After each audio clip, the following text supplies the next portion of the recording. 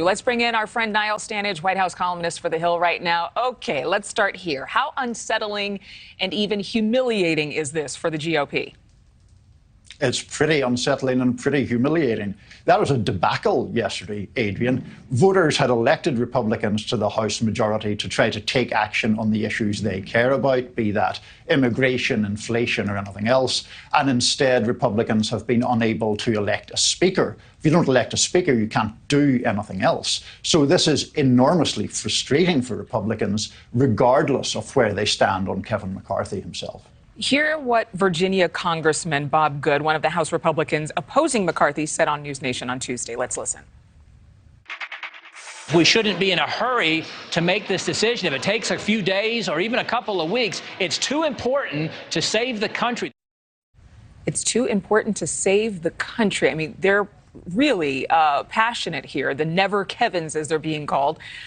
Republicans finally got the majority. They can't get on the same page. They've known since November this day was coming.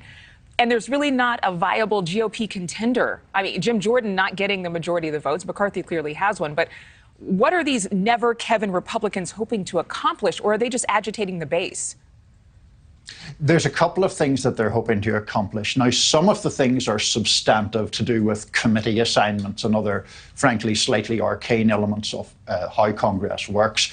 But the real point, and Joe touched on it, is these never Kevin Republicans don't like Kevin McCarthy. They don't trust Kevin McCarthy. They don't see Kevin McCarthy as one of them in his soul. And in that last part, they're probably right. McCarthy does originally hail from the more moderate establishment faction in the party.